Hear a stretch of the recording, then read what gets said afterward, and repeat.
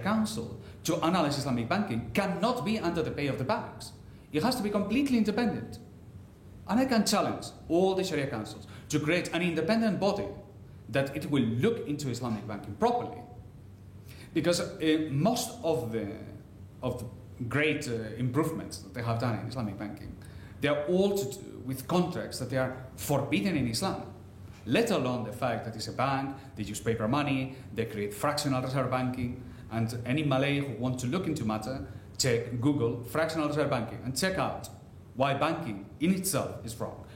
So what will your solution be? I mean, we do it with the banks, or what is the way forward for us to really have an integrated dinar currency within the purview of the Islamic economy? What was the first thing that we have to understand, and this is the preliminary idea, is that is there an Islamic alternative? And the answer is categorically yes. Even if you don't know that there is one, you must know that there is. Have the Muslims been able to live without riba? Of course we have. Okay. Second, where to look? You don't have to look into modern Egypt, or you don't have to go into modern Saudi Arabia to find answers. You have to go to Medina al-Munawwara at the time of Rasul Sallallahu Alaihi Wasallam. This is the model. This is where you find the wadiyas. Instead of banks, we have wadiyas.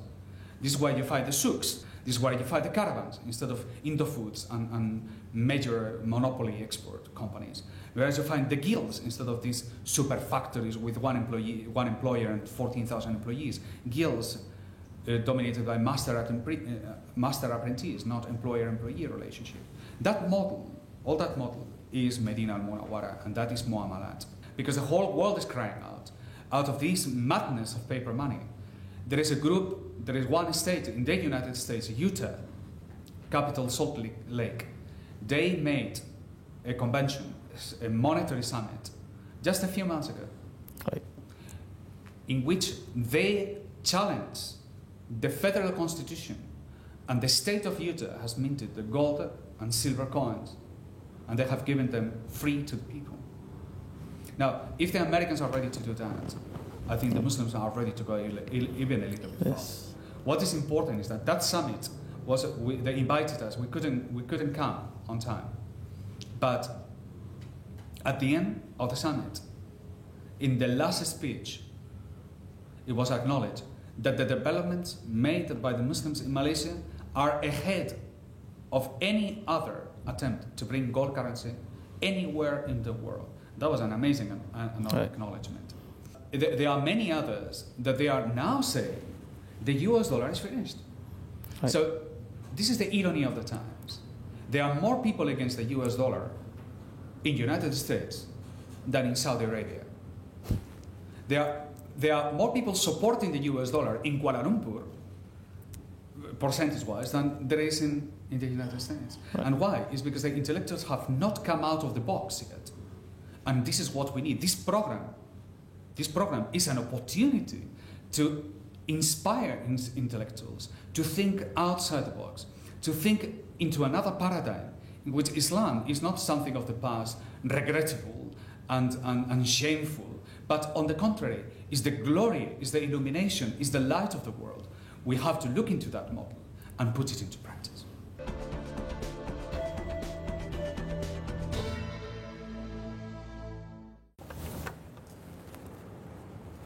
The interview with Sheikh Omar represents the thoughts of him and a growing segment of the Muslim community.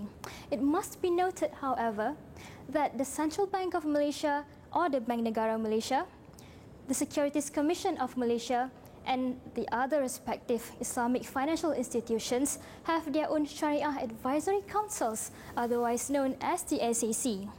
The SAC comprises of religious scholars from Malaysia and other countries who advise the institutions on the Sharia compliance of their operations.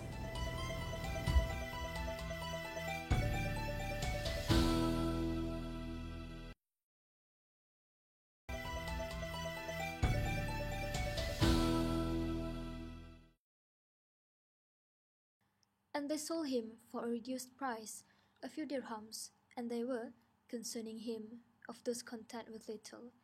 Yusuf chapter 12, verse 20. Abu Bakr ibn Abi Maryam reported that he heard the Messenger of Allah say, "A time is certainly coming over mankind in which there will be nothing left that will be of use or benefit save a dinar, a gold coin, and a dirham, a silver coin." Hadith Musnad Imam Ahmad ibn Hanbal.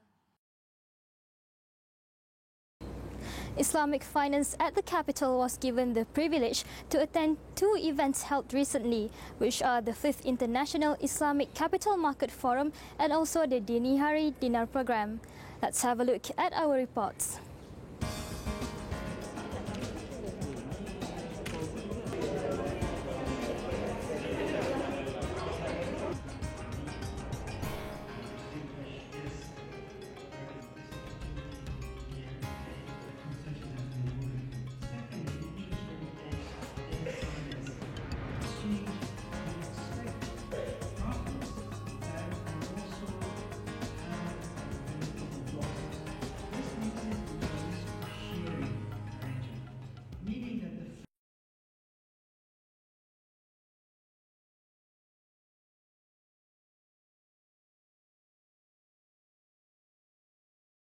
Held at various places in Klang, Kota Baharu and Seremban, the Dini Hari Dinar program is aimed to propagate the usage of dinar to the community. The capital's Islamic Finance is at one of the locations in Bukit Damansara to have a look at these events and the subsequent muamalah, suk and the wakalah.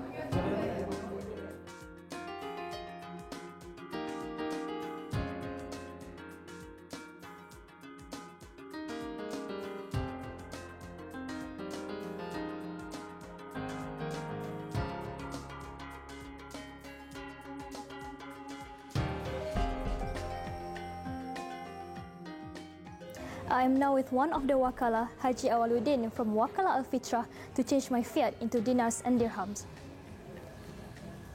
You want to buy 8 dinar and 10 dirham. Thank you. I must count my money. Thank you. Thank you very much. Welcome. I sell. I buy.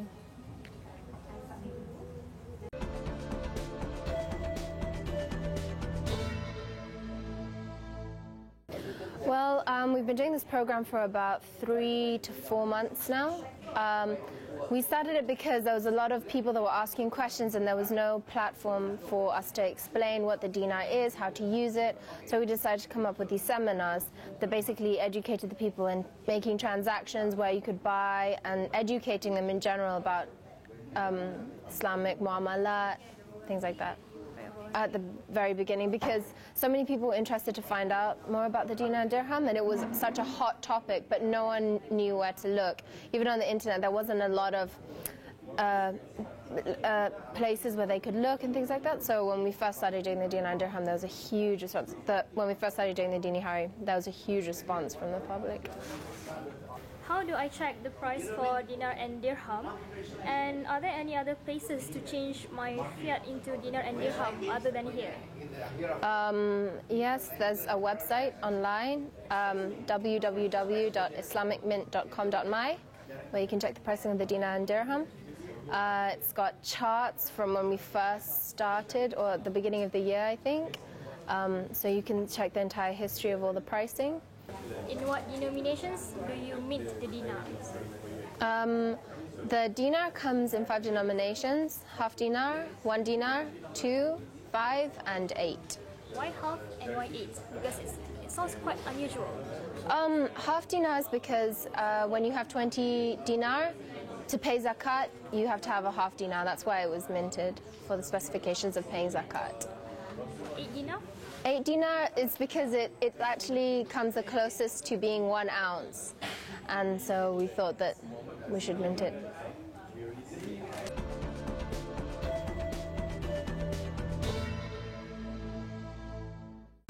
We are here in Taman Tun Dr. Ismail, Kuala Lumpur, where there are 15 to 20 shops accepting dinar and dirham for their business. On this row alone, there are 3 outlets accepting dinar and dirham, 2 of which are owned by non-Muslims.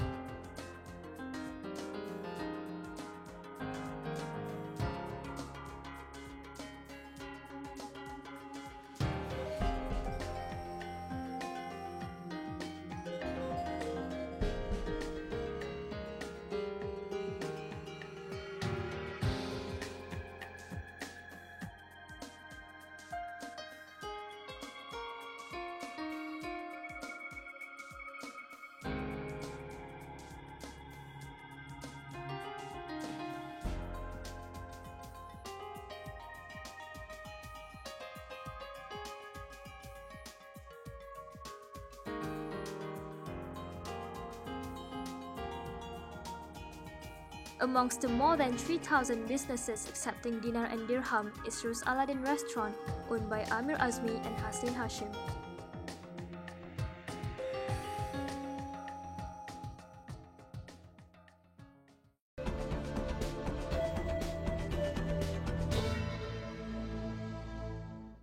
Why did you decided to accept dinar and dirham as payment for the foods and drinks that you serve in Rus Aladdin Restaurant?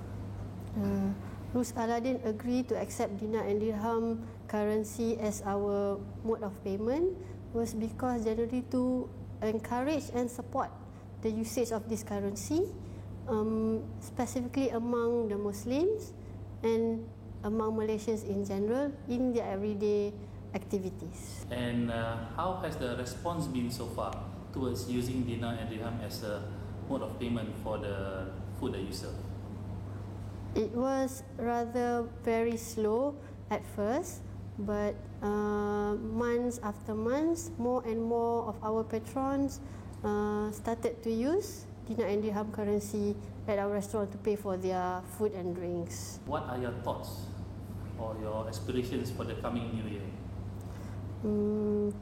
Rus Aladdin is looking forward for more and more awareness campaign, especially on this dinar and dirham currency, because we as Muslim should be the one to highly appreciate the Islamic currency in general.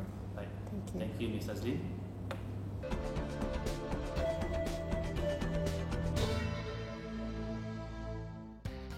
The following are events taking place in the near future.